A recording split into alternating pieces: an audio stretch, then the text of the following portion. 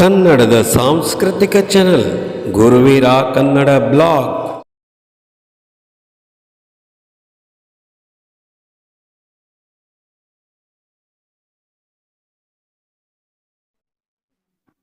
ವೀಕ್ಷಕರೇ, ತಮಗೆಲ್ಲರಿಗೂ ನಮ್ಮ ಯೂಟ್ಯೂಬ್ ಚಾನಲ್ ಕನ್ನಡದ ಸಾಂಸ್ಕೃತಿಕ ಚಾನಲ್ ಗುರುವೀರ ಕನ್ನಡ ಬ್ಲಾಗ್ಗೆ ಹೃದಯಪೂರ್ವಕವಾದ ಸ್ವಾಗತ. ವೀಕ್ಷಕರೇ, ಇವತ್ತಿನ ಈ ವಿಡಿಯೋದಲ್ಲಿ ನಾವು ಒಬ್ಬ ಸಂತರು, ಮಹಾತ್ಮರು, ಯೋಗಿಗಳು ಅವರ ಒಂದು ಪರಿಚಯ, ಅವರ ಪರಿಚಯಕ್ಕಿಂತಲೂ ಅವರ ಚರಿತ್ರೆ ಬರೆದಂಥ, ಅವರ ಚರಿತ್ರೆಯನ್ನು ಒಳಗೊಂಡಂಥ, ಅವರ ಜೀವನ ಕಥೆಯನ್ನು ಒಳಗೊಂಡಂಥ ಒಂದು ಗ್ರಂಥದ ಪರಿಚಯ ಮಾಡ್ತೇವೆ. ಈ ವಿಡಿಯೋದಲ್ಲಿ ನಾನು ಪರಿಚಯಿಸುವಂಥ ಗ್ರಂಥ ಏನು ಅಂದರೆ, ಮಹಾತ್ಮರು ಅವರು ಗ್ರಂಥವನ್ನು ನಮ್ಮ ಒಬ್ಬ ಸ್ನೇಹಿತರು ಬರೆದಿದ್ದಾರೆ. ಬಹಳ ಕಷ್ಟದಿಂದ ಬರೆದಿದ್ದಾರೆ. ಅಂತಹ ಮಹಾತ್ಮರ ಚರಿತ್ರೆಯನ್ನು ಬರೆದಂಥ ನಮ್ಮ ಸ್ನೇಹಿತರ ಬಗ್ಗೆ ಪರಿಚಯ ಮಾಡಿಕೊಡುತ್ತೇವೆ ಹಾಗೂ ಗ್ರಂಥದ ಬಗ್ಗೆ ಪರಿಚಯ ಮಾಡಿಕೊಡುತ್ತೇವೆ ಈ ಒಂದು ಚಿಕ್ಕ ವಿಡಿಯೋದಲ್ಲಿ.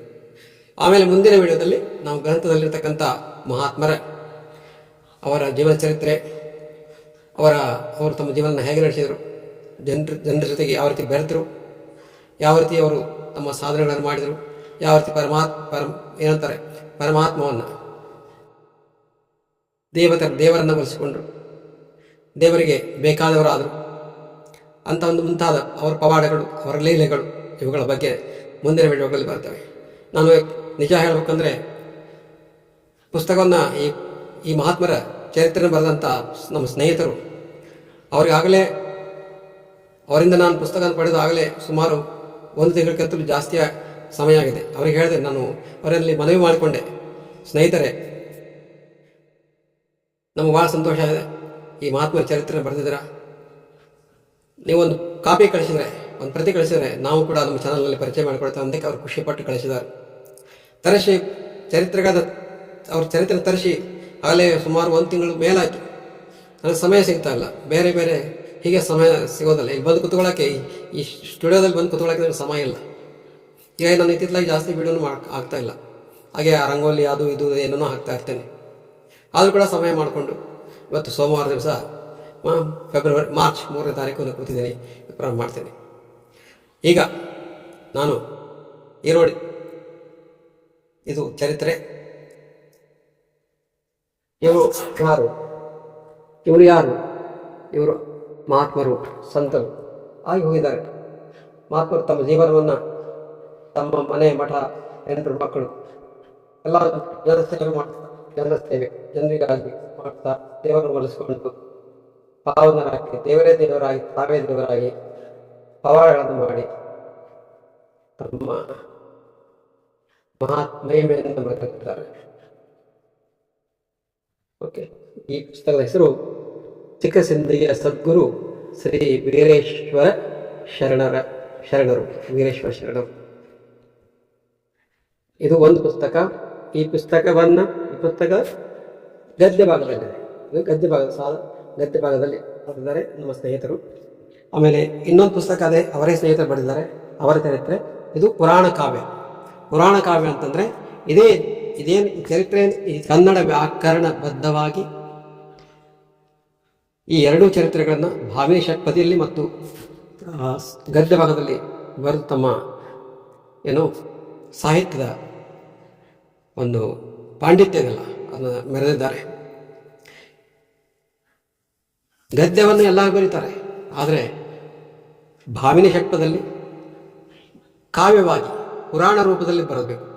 ಇದು ಹೆಂಗೆ ಬರೀಬೇಕಂದ್ರೆ, ಇದು ಯಾರಾದರೂ ಇಟ್ಕೊಂಡು ಪುರಾಣ ಹೇಳ್ಬೋದು. ಈ ಮಹಾಮಹಿಮರ ವೀರೇಶ್ವರ ಶರಣರ ಜೀವನ ಕಥೆಯನ್ನು ಪುರಾಣ ರೂಪದಲ್ಲಿ ಇದನ್ನು ಬರೆಯಲ್ಪಟ್ಟಿದ್ದಾರೆ. ಆಗಲೇ ಒಂದು ಪುರಾಣ ಆಗಿದೆ, ಪುರಾಣ ಮಾಡಿದ್ದಾರೆ ಸ್ನೇಹಿತರು. ಈಗ ಮುಂದೆ ನಿಮಗೆ ಗೊತ್ತಾಯಿತು ಯಾರು ಇವರು. ಇವರ ಹೆಸರು ಏನು ಅಂದರೆ ವೀರೇಶ್ವರ ಶರಣರು, ವೀರಪ್ಪಜ್ಜ ಅಂತ.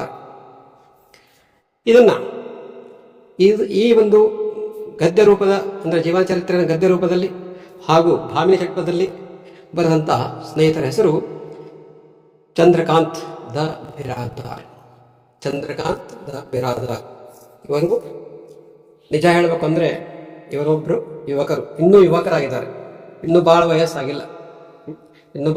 ವಯಸ್ಸಾಗಿಲ್ಲ, ಇನ್ನೂ ಸಣ್ಣವರಿದ್ದಾರೆ, ಚಿಕ್ಕ ವಯಸ್ಸಿನಲ್ಲಿ. ಆಮೇಲೆ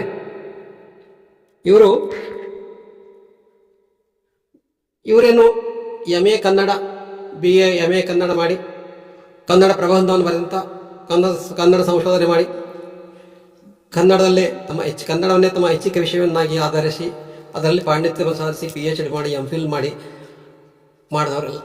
ವಿಶ್ವವಿದ್ಯಾಲಯದಿಂದ ಕನ್ನಡದ ಮೇಲೆ ಯಾವುದೇ ಒಂದು ಹೆಚ್ಚಿನ ಒಂದು ಅಧ್ಯಯನ ಮಾಡಿದವರಲ್ಲ. ಇವರು ಈ ಚಂದ್ರಕಾಂತ್ ಬಿರಾದರ್ ಅವರು ಯುವಕರು. ಆಮೇಲೆ ಇವರು ವಿಜ್ಞಾನ ಭಾಗದ ವಿದ್ಯಾರ್ಥಿಗಳು. ಇವರು ತಮ್ಮ 12ನೇ ತರಗತಿವರೆಗೆ PUC ಮುಗಿಸಿ ನರ್ಸಿಂಗ್ನಲ್ಲಿ BSc ನರ್ಸಿಂಗ್ ಅಂತ ಕೋರ್ಸ್ ಇದೆಯಲ್ಲ, ಆ ನರ್ಸಿಂಗ್ ಮಾಡಿದ್ರು, ಸೈನ್ಸ್ ವಿಭಾಗದ ವಿದ್ಯಾರ್ಥಿ ಜೀವನ ಮಾಡಿ ಆಮೇಲೆ ಇವತ್ತು ಸರ್ಕಾರಿ ವೈದ್ಯಕೀಯ ಟೆಕ್ನಿಷಿಯನ್ ಆಗಿ ಅವರು ಕೆಲಸ ಮಾಡ್ತಾ ಇದ್ದಾರೆ. ನರ್ಸಿಂಗ್ ಅದೇ ಯಾವುದೋ ಇರ್ಬೋದು ಅಷ್ಟಂತ. ಇಂಥ ವಿಜ್ಞಾನ ಭಾಗದಲ್ಲಿ ಇದ್ದುಕೊಂಡು ಈ ಒಂದು ಐತಿಹಾಸಿಕ ಚರಿತ್ರೆಯನ್ನು ಸಂಶೋಧನೆ ಮಾಡೋದು, ಇವರ ಕಾಲದಲ್ಲಿ ಈ ಮಹಾಮಹಿಮರ ಒಂದು ಜೀವನ ಚರಿತ್ರೆ, ಎಲ್ಲರ ಕಥೆ ಬರೀತಾರೆ, ಕಥೆಗಳನ್ನೆಲ್ಲ ಬರೀತಾರೆ, ಕವಿತೆ ಬರೀತಾರೆ. ಆದರೆ ಇತಿಹಾಸವನ್ನು ಸಂಶೋಧನೆ ಮಾಡೋದು ಒಬ್ಬ ಮಹಾಮಹಿಮ ಆಗಿ ಹೋಗಿದ್ದಾನೆ. ಆ ಮಹಾಮಹಿಮನ ಹುಟ್ಟೂರು, ಅವನ ಹುಟ್ಟಿನ ಹಿನ್ನೆಲೆ ಹಿಡ್ಕೊಂಡು, ಅವನ ತಂದೆ ತಾಯಿ ಹಿಡ್ಕೊಂಡು, ಅವನು ಇಡೀ ಜೀವನ ಎಷ್ಟು ವರ್ಷ ಅವರು ತಮ್ಮ ಪವಾಡಗಳಲ್ಲಿ ಜೀವನ ಕಳೆದಿರ್ತಾರೆ.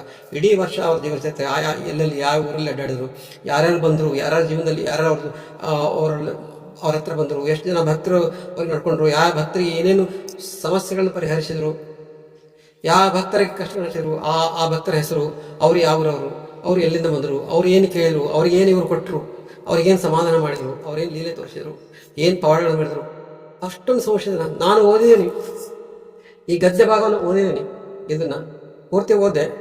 ಇದರಲ್ಲಿ ಸುಮಾರು ಏನೂ ಇಲ್ಲ ಅಂತಂದರೂ ಒಂದು 100 ಕ್ಕಿಂತಲೂ ಹೆಚ್ಚಿನ ಲೀಲೆಗಳು, ಪವಾಡಗಳನ್ನು ಸಂಗ್ರಹಿಸಿದ್ದಾರೆ.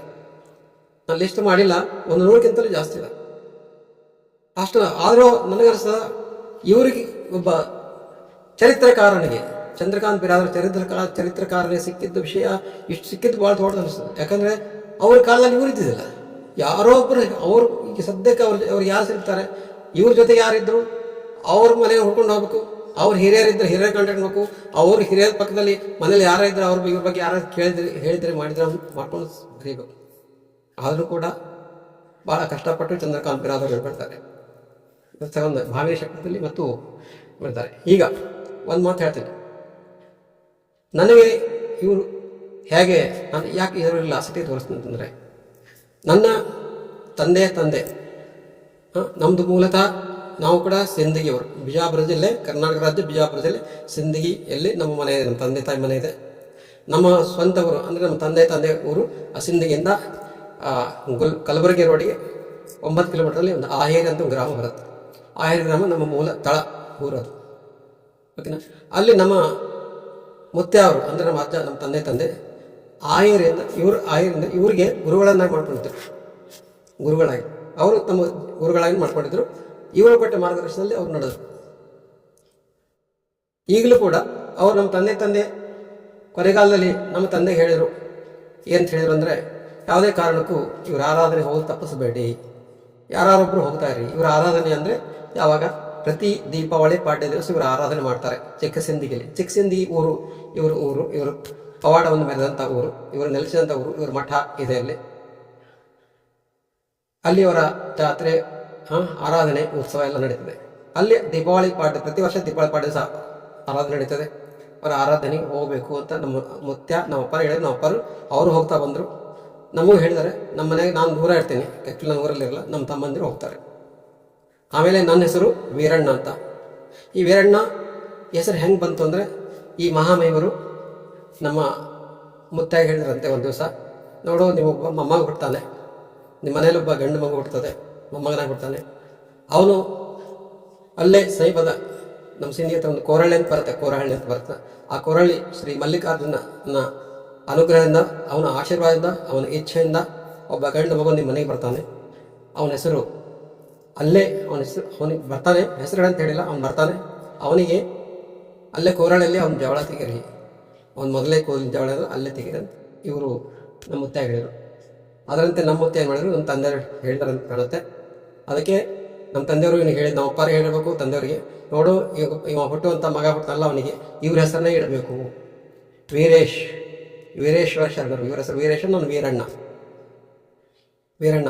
ಓಕೆ, ಇವ್ರ ಹೆಸರೇ ನನಗೆ ಇಟ್ಟಿರೋದು. ಆಮೇಲೆ ಕೋರಳ್ಳಿ ಎಲ್ಲಿ ಬರ್ತದಪ್ಪ ಅಂದರೆ ಆ ಹಳ್ಳಿ ಗ್ರಾಮ. ಇವರು ಹುಟ್ಟಿ ಬೆಳೆದಂಥ ಒಂದು ಗ್ರಾಮ ದೇವರನಾವದಿ ಅಂತ ಬರ್ತದೆ. ಅದ್ರ ಪಕ್ಕದ ಊರೇ ಕೋರಳ್ಳಿ. ಇವರು ಹುಟ್ಟಿದಂಥ ಊರು ದೇವರನಾವದಿ. ಅವರು ಜನ್ಮಸ್ಥಳ ಅಂತ ದೇವರನಾವದಿಗೆ. ಅದಕ್ಕೆ ಆ ದೇವರನಾವದಿಯಿಂದ ಸಿಂಧಿಗೆ ಬರಬೇಕಾದ್ರೆ ಸ್ವಲ್ಪ ದೂರದಲ್ಲಿ ಕೋರಳ್ಳಿ ಬರ್ತದೆ. ದಾರಿಯಲ್ಲಿ ಶ್ರೀ ಮಲ್ಲಿಕಾರ್ಜುನ ಅಂದರೆ ಶಿವ ಮಲ್ಲಿಕಾರ್ಜುನ ಸ್ವಾಮಿ, ಮಲ್ಕಣ್ಣ ಅಂತಾರೆ, ಮಲ್ಕಣ್ಣ ಅಂತಾರೆ, ಕೋರಳ್ಳಿ ಮಲ್ಕಣ್ಣ ದೇವರು ಅಂತಾರೆ, ಮಲ್ಲಿಕಾರ್ಜುನ ಅಂತಾರೆ. ಅಲ್ಲೇ ಇದೆ, ಅವ್ರ ಆಶೀರ್ವಾದ ಹುಟ್ಟಿದ್ದೀವಿ. ಇದು ಒಂದು ಹಿನ್ನೆಲೆ. ಓಕೆನಾ? ಈಗೇನಂತಂದರೆ ಈ ಮಹಾಮಹಿಮರು ಸಂಸಾರ ಮಾಡಿದ್ದಾರೆ. ಎಷ್ಟೋ ಜನ ನಮ್ಮ ಭಾರತದ ಸಂಸ್ಕೃತಿಯಲ್ಲಿ ಎಷ್ಟೋ ಯೋಗ ಆಗಿ ಹೋಗಿದ್ದಾರೆ. ಮದುವೆ ಮಾಡ್ಕೊಂಡಿದ್ದಾರೆ, ಮಕ್ಕಳು ನಡೆದಾರೆ, ಸಂಸಾರ ಮಾಡಿದ್ದಾರೆ. ಉದಾಹರಣೆಗೆ ರಾಘವೇಂದ್ರ ಸ್ವಾಮಿಗಳಿದ್ದಾರೆ, ಅವರು ಮದುವೆ ಮಾಡ್ಕೊಂಡಿದ್ದಾರೆ, ಅವ್ರಿಗೂ ಒಬ್ಬ ಪುತ್ರ ಇದ್ದರು. ಹಾಗೆ ತುಂಬ ಇದ್ದಾರೆ. ಮದುವೆ ಮಾಡ್ಕೊಂಡು ಕೆಲವೊಂದು ಜನ ಇದ್ದಾರೆ, ಅವರು ಅಖಂಡ ಬ್ರಹ್ಮಚರ್ಯ ಪಾಲು ಮಾಡಿದ್ದಾರೆ. ಇವರು ಮದುವೆ ಮಾಡ್ಕೊಂಡಿದ್ದಾರೆ, ಸಂಸಾರ ಮಾಡಿದ್ದಾರೆ. ಆದರೆ ಮುಂದೆ ಕೆಲವು ಸಮಯದ ನಂತರ ಜಾಸ್ತಿ ಸಂಸಾರ ಮಾಡಿಲ್ಲ, ಮಕ್ಕಳು ಇನ್ನೂ ಸಣ್ಣ ತಿಳುವಳಿಕೆ ಬರೋಕ್ಕಿಂತ ಮುಂಚೆನೇ ಮಕ್ಕಳನ್ನ ಕಳ್ಕೊತಾರೆ, ಹೆಂಡತಿನ ಕಳ್ಕೊತಾರೆ. ಮುಂದೆ ಅವರು ಬೇಡ ಅಂತಿಕೊಂಡು ಹೀಗೆ ಕಳ್ಕೊತಾರೆ. ಸಂಸಾರದಿಂದ ಭಾವ ಬಂದ ಹೊರಗೆ ಬರ್ತಾರೆ. ಆ ರೀತಿ ಜೀವನ ಬರ್ತದೆ, ಲೀಲೆ ಆಗುತ್ತೆ. ಒಂದು ಅವರು ಜನರ ಸೇವೆಯಲ್ಲಿ ಉಳಿತಾರೆ, ತಪಸ್ಸು ಮಾಡ್ತಾರೆ, ಜಪ ತಪ ಮಾಡ್ತಾರೆ, ದೇವಿ ಪುರಾಣಗಳನ್ನು. ಇವರು ಕೂಡ ದೇವಿ ಪುರಾಣ ಓದ್ತಾರೆ. ದೇವಿ ಮಹಾತ್ಮೆ ಗೊತ್ತಲ್ಲ, ನಮ್ಮ ಈ ಕನ್ನಡ ಚಲನಲ್ಲಿ ನೋಡಿ, ನಾವು ದೇವಿ ಪಾರಾಯಣ ದಸರಾದಲ್ಲಿ 18 ಅಧ್ಯಾಯಗಳನ್ನು 18 ವಿಡಿಯೋಗಳಲ್ಲಿ ಮಾಡಿಕೊಟ್ಟಿದ್ದೇವೆ. ನಿಮಗೆ ಯಾರಾದರೂ ದೇವಿ ಪುರಾಣದ ಬಗ್ಗೆ ಕೇಳಬೇಕು ಅನ್ನೋ ಆಶೆ ಇದ್ದರೆ ಕೇಳಿ. ನಮ್ಮ ಚಾನಲ್ನಲ್ಲಿ 2 ಸಲ ನಾವು ಪಾರಾಯಣ ಮಾಡಿದ್ದೀವಿ. ಪ್ರತಿ ವರ್ಷ ದಸರಾದಲ್ಲಿ ನಾವು ದೇವಿ ಪಾರಾಯಣ ಮಾಡ್ತೀವಿ. ಅದನ್ನು ನಾವು ವಿಡಿಯೋ ಮುಖಾಂತರ ಹಾಕಿದ್ದೀವಿ, ನೀವು ಕೇಳಿ. ಇಲ್ಲಿ ಹಾಕೊಂಡು ನಿಮಗೆ ಆಸಕ್ತಿ ಇದ್ದವರು. ಓಕೆನಾ? ಈ ಮಹಾತ್ಮರು ದೇವಿಯ ಭಕ್ತರವರು, ದೇವಿಯ ಉಪಾಸಕರು. ದೇವಿ ಈ ಮಹಾತ್ಮರಿಗೆ ಒಲಿದಿದ್ದಾಳೆ. ದೇವಿಯ ಶ್ರೀದೇವಿ ಇವರಿಗೆ ಒಲಿದು ಆಶೀರ್ವದಿಸಿ, ಇವರ ಮುಖಾಂತರ ಪವಾಡಗಳನ್ನ ಲೀಲೆಗಳನ್ನು ತೋರಿಸಿ ಕೋಟ್ಯಾಂತರ ಭಕ್ತರು ಎಲ್ಲಿಲ್ಲ ಅವರು ಚಿಕ್ಕಸಿಂದಿಗೆ ಎಲ್ಲಿ ಬರುತ್ತೆ? ಸಿಂದಿಗೆ ಏನು ನಗರ ಇದೆ, ಆ ಸಿಂದಿಗೆ ನಗರಕ್ಕೆ ಅಂಟ್ಕೊಂಡಂಥ ಒಂದು ಗ್ರಾಮ ಇದೆ, ಅಂಟ್ಕೊಂಡಿದೆ. ಆರಾಮಾಗಿ ನಡ್ಕೊಂಡು ಹೋಗ್ಬೋದು. ಚಿಕ್ಕಸಿಂದಿಗೆ 5 ಕಿಲೋಮೀಟ್ರ್ ಅಲ್ಲಿ ಗ್ರಾಮ ಇದೆ. ಆ ಗ್ರಾಮದಲ್ಲಿ ಆ ಗ್ರಾಮ. ಆಮೇಲೆ ಇವರು ಭಕ್ತರು ಎಲ್ಲೆಲ್ಲಿಂದರು, ಇವರ ಶಿಷ್ಯರು ಯಾರು? ಶಿಷ್ಯರಾಲ ಅನ್ಕೋರಿ, ಭಕ್ತರು ಅನ್ಕೊಳ್ಳಿ. ಆ ಸಿಂದಗಿ ತಾಲೂಕಿನ ಸುತ್ತಮುತ್ತ 150 ಹಳ್ಳಿಗಳಿದಾವೆ. ಸಿಂದಗಿಯಲ್ಲಿ ಕನಿಷ್ಠ 150 ಗ್ರಾಮಗಳಿಂದ ಕೂಡಿದಂಥ ಸಿಂದಗಿ ತಾಲೂಕು. ಪ್ರತಿ ಗ್ರಾಮದಲ್ಲೂ ಕೂಡ ಇವರು ಶಿಷ್ಯರಿದ್ದರು. ಇವರ ಹೇಳಿದಂತೆ ನೋಡ್ಕೋತಾರೆ. ಇವರು ಯಾವುದೂ ಮಾತು ಸುಳ್ಳಾಗ್ತಿದ್ದಿಲ್ಲ. ಇದೇನಂದ್ರೆ ಕೆಲವೊಂದ್ಸಲ ಒಗಟು ರೂಪದಲ್ಲೇ ಹೇಳ್ಬಿಡೋದು, ಕೆಲವೊಂದ್ಸಲ ಇದ್ದಕ್ಕಿದ್ದಂಗೆ ಹೇಳೋದು. ಹಿಂಗಾಗತ್ತೆ ನೋಡಿ, ಹಿಂಗಾಗುತ್ತೆ. ಯಾರು ಏನು ಕೇಳಕ್ಕೆ ನಮ್ಮ ಮನೆಗೆ ನಾವು ಮಾಡ್ಬೇಕಂತ ಮಾಡಿದ್ವಿ, ಹಿಂಗೆ ಮಾಡೋದು, ಹಿಂಗೆ ಸಮಸ್ಯೆ ಬಂದಾವ ಅಂತ ಕೇಳಿದ್ರೆ ನೋಡಿ ಹಿಂಗೈತಿ ಹಂಗೈತಿ ಒಗಟನ್ನ ಹೇಳೋದು. ಇಲ್ಲ ಅಂತಾರೆ ಹಂಗೆ ಮಾಡು, ಹಿಂಗೆ ಮಾಡು, ಸಮಸ್ಯೆ ಸಾಲ್ವ್ ಆಗುತ್ತೆ. ಅಕಸ್ಮಾತ್ ನಾ ಹಿಂಗೆ ಕೆಲ್ಸಕ್ಕೆ ಹೊಂಟೀನಿ ಅಜ್ಜ ಏನು ಮಾಡ್ಬೇಕಂದ್ರೆ ನೋಡೋದು ಆಗಲ್ಲ. ಅದಾಗಲ್ಲ ಕೆಲಸ ಯಾಕೆ ಕೂತಿದ್ದಿ? ಆಗಲ್ಲ. ಅದ್ರ ಬದಲು ಇದು ಮಾಡೋದು. ನೀ ಅಂದ್ಕೊಂಡು ಅದು ಆಗಲ್ಲ, ಇದೇ ಆಗತ್ತೆ. ಮುಂದೆ ಆಗೋದನ್ನ ಒಬ್ಬ ಶಿಷ್ಯ, ಒಬ್ಬ ಭಕ್ತ ಏನು ಅಂದ್ಕೊಂಡು ಒಂದು ಕೆಲಸಕ್ಕೆ ಹೋಗ್ತಿರ್ತಾನೆ, ಅದು ಕೆಲಸ ಆಗುತ್ತೆ ಇಲ್ಲೋ ಹಿಂಗೆ ಹೇಳ್ಬಿಡು. ನೀ ಅದು ಮಾಡಾಕೊಂಡ್ಯ, ಅದಾಗಲ್ಲ, ಇದು ಮಾಡ್ಕೊಂಡು ಬರ್ತೀಯ ನೀನು. ನೀ ಇದು ಮಾಡಾಕೊಂಡಿಯಲ್ಲ, ಅದಾಗಲ್ಲ, ಇದು ಮಾಡ್ಕೊಂಡು ಬರ್ತೀಯ ನೀನು. ನೀ ಈ ಸಲ ಈ ನಿನ್ನ ಹೊಲ್ಲಾಗ ಇದು ಮಾಡ್ಬೇಕು ಮಾಡಿಲ್ಲ, ಬಿತ್ತಬೇಕು ಮಾಡಿಲ್ಲ, ಇಷ್ಟು ರಾಶಿ ತೆಗಿಬೋದಲ್ಲ, ಅಷ್ಟು ರಾಶಿ ಆಗಲ್ಲೋ, ಯಾಕೆ ತಲೆ ಕೆಡಿಸ್ತತಿ? ಅದು ಎಷ್ಟೋ ಸಲ ನಂಬಲ್ಲ, ಅಜ್ಜ ಸುಳ್ಳು ಹೇಳ್ತಾಕೋ. ಆದರೆ ಕೊನೆಗೆ ಅಜ್ಜ ಆಗಿದ್ದೇ ಕರೆಕ್ಟು. ಶರಣರು ಇಂಥ ಒಂದು ಮಹಿಮರು, ಅದನ್ನೆಲ್ಲ ನಾನು ಬಿಡಿಸಿ ಹೇಳಲ್ಲ. ತುಂಬ ಲೀಲೆಗಳಿದಾವೆ, ಪಾವಡ ಹೇಳಿದಾವೆ. ಅದನ್ನು ಮತ್ತೆ ಇನ್ನೊಂದು ವಿಡಿಯೋದಲ್ಲಿ ನಾನು ಬರ್ತೀನಿ, ಬಂದು ಹೇಳ್ತೀನಿ. ಈ ಗ್ರಂಥ ಭಾಳ ಇದು ಎಲ್ಲರೂ ಕೊಂಡುಕೊಳ್ತಕ್ಕಂಥ ಗ್ರಂಥ ಇದೆ. ಬಹಳ ಸರಳ, ಇವಂತರೂ ಗದ್ಯ ಭಾಗದಲ್ಲಿ ಸರಳ ಕನ್ನಡ ಭಾಷೆಯಲ್ಲಿ ಬರೆದಿದ್ದಾರೆ. ಆಮೇಲೆ ಈ ಚರಿತ್ರಕಾರರು ಅಂತ ಏನಿದಾರಲ್ಲ, ಇದನ್ನು ಚರಿತ್ರಕಾರರು ಚಂದ್ರಕಾಂತ್ ದ ಬಿರಾದರ್ ಅವರು ಬರೇ ಬರೆದಿಲ್ಲ. ಅವರು ನೀವು ಗ್ರಂಥಗಳನ್ನು ನೋಡ್ತಾ ಇದ್ರೆ ಹೆಜ್ಜೆ ಪುಟಕ್ಕೂ ಕೂಡ ಅವರು ಎಷ್ಟು ಸಂಗ್ರಹ ಮಾಡಿದಾರೆ ಅಂದರೆ ಬೇರೆ ಬೇರೆ ವಚನಗಳು ಅಕ್ಕ ಮಹಾದೇವಿ, ಚನ್ನ ಬಸವಣ್ಣವರು, ಬೇರೆ ಬೇರೆ ಮಹಾತ್ಮರು ಏನು ಹೇಳಿದಾರೆ, ಅವರು ಒಂದು ವಿಷಯವನ್ನು ಬರೆಯುವಾಗ ಆ ವಿಷಯಕ್ಕೆ ಒಂದು ಒತ್ತು ಕೊಟ್ಟು ಪ್ರೂಫ್ ಮಾಡಬೇಕು, ಅದು ಸತ್ಯ. ಅದಕ್ಕೆ ಸತ್ಯ ಪ್ರೂಫ್ ಮಾಡಿಸಲಾಗಿ ಅದಕ್ಕೆ ಬೇರೆ ಯಾರು ಶರಣರು ಆ ಮಾತು ಹೇಳಿದಾರ. ಅಕ್ಕ ಮಹಾದೇವಿ ಏನು ಹೇಳಿದಾಳ, ಬಸವಣ್ಣನವ್ರು ಏನು ಹೇಳಿದಾರೆ, ನೋಡಿದ್ರೆ ಎಕ್ಸಾಂಪಲ್ ಹೇಳಿದಾರೆ, ತುಂಬ ಬರ್ದ. ನೋಡಿ ಇಲ್ಲಿ ಬರ್ತಾರೆ ಲೀಲಾಮೂರ್ತಿ. ಕೆಲವೊಂದು ಹೇಳ್ತೀನಿ, ಮಾಡುವಂತಿರಬೇಕು ಮಾಡದಂತಿರಬೇಕು, ಮಾಡುವ ಮಾಟದೊಳಗೆ ತಾನಿಲ್ಲದಂತಿರಬೇಕು, ಕೂಡಲ ಸಂಗನ ಶರಣರನ್ನು ನೆನೆಯುತ್ತಿರಬೇಕು ಅಂತ. ಹೀಗೆ ಮಧ್ಯ ಮಧ್ಯ ಕೇವಲ ಚರಿತ್ರೆ ಬರೆದಿಲ್ಲ, ಕಥೆ ಬರೆದಿಲ್ಲ, ಅದಕ್ಕೆ ಆಧಾರವನ್ನು ಕೊಟ್ಟಿದ್ದಾರೆ. ಆಧಾರ ಕೊಟ್ಟು ಜೀವನ ಚರಿತ್ರೆಗೆ ಆಧಾರಗಳಿಗೆ ಅವ್ರು ಹೆಂಗೆ ನಡ್ಕೊಂಡಿರುತ್ತ ಆಧಾರ ಕೊಟ್ಟಿದ್ದಾರೆ. ನಿಜಗುಣ ಶಿವಯೋಗಿಗಳು ಅವ್ರ ಬಗ್ಗೆ, ಅವರ ವಾಣಿ ಬಗ್ಗೆ, ಅಲ್ಲಮ ಪ್ರಭುಗಳ ಬಗ್ಗೆ ತುಂಬ ಮಾಡಿದ್ದಾರೆ. ಕೆಲವೊಂದು ಶ್ಲೋಕ ಅಷ್ಟೇ ಅಲ್ಲ, ಭಗವದ್ಗೀತೆ ಶ್ಲೋಕಗಳನ್ನು ಬರೀತಾರೆ. ಏನು ಬರೀತಾರೆ, ಅನನ್ಯಾಶ್ಚಿಂತಯಂತೋ ಮಾಂ ಯೋಜನಾ ಪರ್ಯುಪಾಸತೆ ತೇಷಾಂ ನಿತ್ಯಾಭಿಯುಕ್ತಾನಾಂ ಯೋಗಕ್ಷೇಮಂ ಮಹಾಮ್ಯಹಂ. ಈ ಥರ ಸೇರಿಸ್ತಾರೆ. ಇನ್ನೊಂದು, ಗಂಗೆಯ ತಡೆಲೇಸು ಮಂಗಳನ ಬಲಲೇಸು, ಜಂಗಮ ಭಕ್ತನ ನಡೆಲೇಸು, ಶರಣರ ಸಂಗಮೇಲೇಸು, ಸರ್ವಜ್ಞ ಹೇಳಿದ್ದು, ಭಗವದ್ಗೀತೆ ಹೇಳಿದ್ದು, ಭಾಗವತ ಹೇಳಿದ್ದು, ಶರಣರು ಹೇಳಿದ್ದು ಎಲ್ಲರೂ ಸೇರಿಸಿ ಅಮೂಲ್ಯ. ಮತ್ತು ಒಂದೊಂದು ವಾಕ್ಯಗಳು ಹೆಂಗೆ ಬರೀತಾರೆ ಅಂದರೆ, ಒಂದೊಂದು ವಾಕ್ಯ ಬರಬೇಕಾದ್ರೆ ಸಾಹಿತ್ಯದೆ. ನಿಜವಾಗಿ ಹೇಳ್ತೀನಿ ವೀಕ್ಷಕರೇ, ಇಂಥವರು ಇವತ್ತು ನಮ್ಮ ಭಾರತದಲ್ಲಿ ಕುವೆಂಪು, ರನ್ನ, ಪಂಪ, ಗಿರೀಶ್ ಕಾರ್ನಾಡ್, ದೊಡ್ಡ ಏನು ಜ್ಞಾನಪೀಠ ಪ್ರಶಸ್ತಿ ಪಡೆದಂಥವ್ರು ಏನದಲ್ಲ, ಅಂಥವ್ರು ಅದಕ್ಕೆ ಆ ಮಟ್ಟಿಗೆ ಹೋಗೋಕೆ ಈ ಚಂದ್ರಕಾಂತ ಬಿರಾದವರು ಲಾಯಕ್ಕಿದ್ದಾರೆ. ಇಂಥವ್ರ ಪ್ರೋತ್ಸಾಹಿಸಬೇಕು. ಈ ವಿಡಿಯೋನ ಯಾರಾದರೂ ಸಿಂದಗಿ ತಾಲೂಕಿನವರು, ಸಿಂದಗಿ ನಗರದವರು, ಸಿಂದಗಿ ತಾಲೂಕಿನವರು ಯಾರು ನೋಡ್ತಾ ಇದ್ದರೆ ದಯವಿಟ್ಟು ಚಂದ್ರಕಾಂತ ಬಿರಾದವರಿಗೆ ಪ್ರೋತ್ಸಾಹ ಕೊಡಿ. ಆಮೇಲೆ ಈ ಗ್ರಂಥವನ್ನು ಪರಿಚಯಿಸಿದವರು ಯಾರು, ಗ್ರಂಥಕ್ಕೆ ಪ್ರೋತ್ಸಾಹ ನೀಡಿದವರು ಯಾರು ಹೇಳ್ತೀನಿ ಪರಿಚಯ. ಇಲ್ಲಿ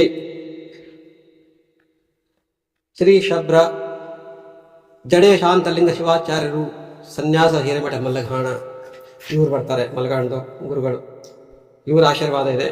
ಆಮೇಲೆ ಸಿಂದಗಿ ತಾಲೂಕಿನಲ್ಲಿ ಸಿಂದಗಿ ಕ್ಷೇತ್ರಕ್ಕೆ, ಸಿಂಧಿಯ ಧಾರ್ಮಿಕ ಕ್ಷೇತ್ರಕ್ಕೆ ವಿಶ್ವವಿದ್ಯಾಲಯ ಥರ ಇರತಕ್ಕಂಥ ಒಂದು ಮಠ ಇದೆ. ಅದು ಧಾರ್ಮಿಕ ವಿಶ್ವವಿದ್ಯಾಲಯ. ಆ ಧಾರ್ಮಿಕ ವಿಶ್ವವಿದ್ಯಾಲಯದಲ್ಲಿ ಎಷ್ಟೋ ಸಂಸ್ಥೆಗಳು ನಡೀತಾ ಇದ್ದಾವೆ. ಆ ಧಾರ್ಮಿಕ ವಿಶ್ವವಿದ್ಯಾಲಯ ನಡೀತಕ್ಕಂಥ ಮಹಾನ್ ಆಚಾರ್ಯರು ಡಾಕ್ಟರ್ ಶ್ರೀ ಪ್ರಭು ಸಾರಂಗದೇವ ಶಿವಾಚಾರ್ಯರು, ಸಾರಂಗ ಮಠ, ಗಚ್ಚಿನ ಮಠ, ಸಿಂದಗಿ, ಇವರು ಆಶೀರ್ವಾದ ಮಾಡಿದ್ದಾರೆ ಈ ಗ್ರಂಥಕ್ಕೆ. ಆಮೇಲೆ ಈ ಗ್ರಂಥಕ್ಕೆ ಸ್ಫೂರ್ತಿ ತಂದವರು ಇವರು, ಲಿಂಗೈಕ್ಯ ದೇವೇಂದ್ರಪ್ಪ ಗೌಡ, ಬಿರಾದಾರ್, ಸಿಂದಗಿ, ಇವರು ಸ್ಫೂರ್ತಿ. ಇವರು ನಾಟಕವನ್ನು ಈ ಮಹಾಮಹಿಮ ವೀರೇಶ್ವರ ಶರಣರ ಬಗ್ಗೆ ಅವರ ಜೀವಚರಿತ್ರೆ ಬರೆದು ನಾಟಕ ರೂಪದಲ್ಲಿ ಬರೆದು ನಾಟಕವನ್ನು ಪ್ರದರ್ಶನ ಮಾಡಿದ್ದಾರೆ. ಆ ನಾಟಕದಲ್ಲಿ ಚಂದ್ರಕಾಂತ ಬಿರಾದರು ಬಾಲ ವೀರೇಶ್ವರ ಶರಣರ ಬಗ್ಗೆ ಪಾತ್ರ ವಹಿಸುತ್ತಾರೆ ಎಂದು ತಿಳಿದರೆ. ಆಮೇಲೆ ಈ ಪುಸ್ತಕಕ್ಕೆ ಶ್ರೀ ಪ್ರಕಾಶ್ ತುಪ್ಪತ್ತಿ ಸಿಂಧಿ ಅವರು ಸ್ವಲ್ಪ ಬರೆದಿದ್ದಾರೆ. ಆಮೇಲೆ ಮುನ್ನುಡಿ ಯಾರು ಬರೆದಿದ್ದಾರೆ, ಈ ಪುಸ್ತಕಕ್ಕೆ ಮುನ್ನುಡಿ ಬರೆದವರು, ಈ ಪುಸ್ತಕಕ್ಕೆ ಮುನ್ನುಡಿ ಯಾರು ಬರೆದರೆ ನಾನು ಹೇಳ್ತೀನಿ. ಈ ಪುಸ್ತಕವನ್ನು ಮುನ್ನುಡಿ ಬರೆದವರು ಡಾಕ್ಟರ್ ಎಂ ಪಡಶೆಟ್ಟಿ. ಅವರು ಕೂಡ PhD ಮಾಡಿದ್ದಾರೆ, MPhil ಮಾಡಿದ್ದಾರೆ. ಯಾವ ವಿಷಯದಲ್ಲಿ ಮಾಡಿದ್ದಾರೆ ಅಂದರೆ, ಪಡಶೆಟ್ಟಿ ಸರು ಪ್ರೊಫೆಸರ್, ಪ್ರಾಧ್ಯಾಪಕರು. ಯಾವ ವಿಷಯದಲ್ಲಿ ಅಂದರೆ ತಿಂತಣಿ ಸದ್ಗುರು ಮೌನೇಶ್ವರರ ಬಗ್ಗೆ ಅಧ್ಯಯನ ಮಾಡಿದರು. ಅವರು ನಮ್ಮ ದೊಡ್ಡಪ್ಪ ಜೀವಣ್ಣ ಮಸಳಿ ಅವರು, ಬಾಗಲಕೋಟದವರು. ಅವರ ಮಾರ್ಗದರ್ಶನ ತಗೊಂಡು ಏನು ಮಾಡಿದ್ರು ಎಂ ಪಡಶೆಟ್ಟಿ ಸರ್. ಇವರು ಕರ್ನಾಟಕ ವಿಶ್ವವಿದ್ಯಾಲಯದಲ್ಲಿ ಸಂಶೋಧನಾ ಪ್ರಬಂಧವನ್ನು ಬರೆದು, ತಿಂತಣಿ ಮೌನೇಶ್ವರ ಪ್ರಬಂಧ ಬರೆದು PhD ಮಾಡಿದ್ದಾರೆ. ಅವರು ಅಂಥ ಮಹಾ ಪ್ರಬಂಧಕಾರರು ಈ ಒಂದು ಚರಿತ್ರ ಸಂಗ್ರಹಕ್ಕೆ ಮುನ್ನುಡಿಯನ್ನು ಬರೆದಿದ್ದಾರೆ. ಅವರು ವಿಶ್ರಾಂತ ಪ್ರಾಧ್ಯಾಪಕರು. ಇನ್ನು ಈ ಭಾಮಿನಿ ಷಟ್ಪದಿಯಲ್ಲಿ ಬರೆದಂಥ ಮಹಾಕಾವ್ಯಕ್ಕೆ ಮುನ್ನುಡಿ ಬರೆದವರು ಯಾರು ತೊಂದರೆ ಶಿವ ಹಾರೈಕೆ ಮಾಡಿದ್ದಾರೆ. ಶ್ರೀ ಶ್ರೀ ಜಯಸಿದ್ದೇಶ್ವರ ಶಿವಾಚಾರ್ಯರು, ಶ್ರೀ ಅನ್ನದಾನೇಶ್ವರ ಸಂಸ್ಥಾನ ಹಿರೇಮಠ ಹಿರೂರು ಅವರು ಹಾರೈಸಿದ್ದಾರೆ. ಮುನ್ನುಡಿ, ಈ ಭಾಮಿನಿ ಷಟ್ಪದಿಕ್ಕೆ ಮುನ್ನುಡಿ ಯಾರು ಬರ್ದಾರೆ ಅಂತಂದರೆ ಪ್ರೊಫೆಸರ್ ಬಿ ಡಿ ಬಸ್ತ್ರದ್ ಅವರು. ಸಿಂಧಿಯಲ್ಲಿ ಜೆ ಬಿ ಪೋರ್ವಾಲ್ ಕಾಲೇಜ್ ಮಹಾವಿದ್ಯಾಲಯ ಇದೆ. ಆ ಮಹಾವಿದ್ಯಾಲಯ ಪ್ರಾಧ್ಯಾಪಕರು ಈ ಮಹಾಕಾವ್ಯಕ್ಕೆ ಮುನ್ನುಡಿಯನ್ನು ಬರೆದಿದ್ದಾರೆ. ನಾನು ಹೇಳೋ ಉದ್ದೇಶ ಅಂತಂದರೆ, ಈ ಕಾವ್ಯವನ್ನು, ಈ ಮಹಾ ಪುಸ್ತಕಗಳನ್ನು ಇದು ಸ್ವೀಕಾರ ಮಾಡಿದವರು ಸಾಮಾನ್ಯರಲ್ಲ. ಮಹಾನ್ ಸದ್ಗುರುಗಳು, ಆಚಾರ್ಯರು, ಮಠದ ಹಿರಿಯರು, ಡಿಗ್ರಿ ಕಾಲೇಜಿನ ಪ್ರಾಧ್ಯಾಪಕರು ಒಪ್ಪಿಕೊಂಡಿದ್ದಾರೆ. ಅದನ್ನು ಅಷ್ಟೊಂದು ಕಷ್ಟಪಟ್ಟು ಬರೆದಿದ್ದಾರೆ. ಅದಕ್ಕೆ ಇವತ್ತು ನನಗೆ ಈ ವೀರೇಶ್ವರ ಶರಣರು ಇನ್ನೊಂದು ಹೇಳಬೇಕು. ಇನ್ನೊಂದು ವಿಷಯ ನಾನು ಮರಿತಾ ಇದ್ದೀನಿ, ಏನು ಹೇಳ್ತಾ ನೆನಪಾಯಿತು. ನಮ್ಮ ಊರು, ನಾನು ಹೇಳಿದೆ ನಮ್ಮ ಮೂಲ ಊರು ಆಹೇರಿ ಗ್ರಾಮದಲ್ಲಿ ಅಲ್ಲೊಬ್ಬರು ಮಹಾಮಹಿಮರು ಸಿದ್ಧಿಪುರುಷರಾಗಿ ಹೋದರು, ಆಹೇರಿ ಗಂಗಪ್ಪಯ್ಯನವರು. ಈ ನಮ್ಮ ಚಾನಲ್ನಲ್ಲಿ ಅವ್ರ ಬಗ್ಗೆ ಮಾತಾಡಿದ್ವಿ, ಆಹೇರಿ ಗಂಗಪ್ಪಯ್ಯನವರು. ಅವ್ರ ಬಗ್ಗೆ ಪುಸ್ತಕಗಳನ್ನು ನಾವು ಬರಿತಾ ಇದ್ದೀವಿ ಇಲ್ಲಿ ನೋಡಿ. ನಾವು ಪುಸ್ತಕಗಳನ್ನು ಬರಿತಾ ಇದ್ದೀವಿ, ಈಗಲೇ ಬರೆದಿದ್ದೀವಿ. ಈಗ ಮಹಾಚರಿತ್ರೆ ಇದು ನೋಡಿ. ಇದು ನಮ್ಮ ಒಂದು ಹಸ್ತಾಕ್ಷರದಲ್ಲಿ ಈ ಚರಿತ್ರೆ ಮಹಾಮಹಿಮ ಗಂಗಾಧರ ಶ್ರೀಗಳಂತ ನಾವು ಪುಸ್ತಕ ಬರ್ತಾ ಇದ್ದೀವಿ. ಇನ್ನೂ ಅದಕ್ಕೆ ಸಮಯ ಬಂದಿಲ್ಲ. ಸಮಯ ಬಂದಿಲ್ಲ. ಈ ಪುಸ್ತಕ ಬಿಡುಗಡೆ ಆಗಬೇಕಾಗಿದೆ. ಇನ್ನೂ ಸ್ವಲ್ಪ ವಿಷಯ ಸೇರಿಸಬೇಕಾಗಿದೆ. ಸಮಯ ಬಂದಾಗ ನಾವು ಈ ಪುಸ್ತಕವನ್ನು ಬಿಡುಗಡೆ ಮಾಡ್ತೀವಿ. ಇದು ನಿಮಗೆ ಗೊತ್ತಿರಲಿ. ಈ ಮಹಾಪುರುಷರು ಮತ್ತು ಇವರು ಸಮಕಾಲೀನರು. ಇವರಿದ್ದಾಗ ಇವರಿದ್ದರು. ಇವರಿಗೆ ಪರಿಚಯ, ಇವ್ರಿಗೆ ಪರಿಚಯ. ಇವರ ಬಗ್ಗೆ ಚಂದ್ರಕಾಂತ ಬಿರಾದರ್ ಬರೆದಾರೆ. ಈ ಮಹಾಮಹಿಮರ ಸಿದ್ಧಿಪುರುಷರ ಬಗ್ಗೆ ನಾವು ಬರೆದ್ವಿ. ಇವರಂತರೂ ಮಹಾಸಿದ್ಧಿಪುರುಷರು. ಇವರಿಗೆ ಶರಣರು ಅಂತ ಹೇಳೋಕ್ಕಾಗಲ್ಲ, ಇವರು ಸಿದ್ಧಿಪುರುಷರು. ಇವರ ಬಗ್ಗೆ ನಾವು ಬರೆದ್ವಿ ಈ ಚರಿತ್ರೆ. ಓಕೆನಾ? ಇಷ್ಟೇ ಸಾಕು ಇವತ್ತಿನ ಈ ವಿಡಿಯೋದಲ್ಲಿ. ಮತ್ತೆ ನಾವು ಮುಂದಿನ ವಿಡಿಯೋದಲ್ಲಿ, ಇನ್ನೊಂದು ವಿಡಿಯೋದಲ್ಲಿ ನಾವು ಈ ವೀರೇಶ್ವರ ಶರಣರ ಒಂದು ಚರಿತ್ರೆ ಬಗ್ಗೆ, ಕೆಲವೊಂದು ಪವಾಡಗಳ ಬಗ್ಗೆ, ಎಲ್ಲ ಪವಾಡ ಹೇಳೋಕ್ಕಾಗಲ್ಲ, ನೂರಾರು ಪವಾಡಗಳಿದ್ದಾವೆ, ಲೆಕ್ಕಲ್ಲಿ ಪವಾಡಗಳು. ಒಂದು 2-3 ಸಂಕ್ಷಿಪ್ತ, ಒಂದು 5-6 ಎಷ್ಟು ಸಾಧ್ಯ ಅಷ್ಟು ಹೇಳಿ ಪರಿಚಯ ಮಾಡಿಕೊಡ್ತೇವೆ. ಭಕ್ತರು ಮುಖ್ಯವಾಗಿ ಸಿಂದಗಿ ನಗರದ ಇರತಕ್ಕಂಥವರು, ಸಿಂದಗಿ ನಗರದ ಸುತ್ತಮುತ್ತ 150 ಹಳ್ಳಿಗಳ ಗ್ರಾಮರು, 150 ಹಳ್ಳಿಯ ಏನದಾವಲ್ಲ ಸುತ್ತಮುತ್ತ ಬಿಜಾಪುರ ಜಿಲ್ಲೆಯವರು ಎಲ್ಲರೂ ಈ ಪುಸ್ತಕವನ್ನು ಕೊಂಡ್ಕೋಬೇಕು. ಈ ಪುಸ್ತಕವನ್ನು ತಮ್ಮ ಮನೆಯಲ್ಲಿ ಇಟ್ಕೊಂಡು ಓದಬೇಕು. ಶರಣರವರು ಇವರು ಬೆಳಕಿಗೆ ಬರಬೇಕು. ಇಷ್ಟು ದಿವಸ ಬೆಳಕಿಗೆ ಬಂದಲ್ಲ ಈಗ ಬರಬೇಕು. ಇಷ್ಟು ಹೇಳಿ ನನಗೆ ಈ ಪುಸ್ತಕಗಳನ್ನು ಕಳಿಸಿದಂಥ, ನಾನು ಬೀದರಲ್ಲಿ ಇದ್ದುಕೊಂಡು ಈ ವಿಡಿಯೋ ಮಾಡ್ತಾ ಇರೋದು. ನನ್ನ ಊರು ಸಿಂದಗಿ 250 ಕಿಲೋಮೀಟರ್ ಇದೆ. ಅವರು ಈ ಪುಸ್ತಕಗಳನ್ನು ಕೊಟ್ಟು ಕಳಿಸಿದ್ದಾರೆ. ಅವ್ರಿಗೆ ಹೇಳಿದ ಮಾತು ಕೊಟ್ಟಿದ್ದೀನಿ, ನಾವು ಯೂಟ್ಯೂಬ್ ಮಾಡ್ತಂತ ಮಾಡಿದ್ದೀವಿ. ಅವರಿಗೆ ಧನ್ಯವಾದಗಳು. ವೀಕ್ಷಕರೇ, ನಮ್ಮ ಚಾನಲ್ಗೆ ಸಬ್ಸ್ಕ್ರೈಬ್ ಮಾಡಿ, ಲೈಕ್ ಕೊಡಿ. ಆಮೇಲೆ ನಿಮ್ಮ ಸ್ನೇಹಿತರ ಜೊತೆಗೆ ಶೇರ್ ಮಾಡಿ, ಹಂಚಿಕೊಳ್ಳಿ. ಓಕೆ, ಪ್ರೋತ್ಸಾಹಿಸಿ ನಮ್ಮ ಚಾನಲ್ಗೆ.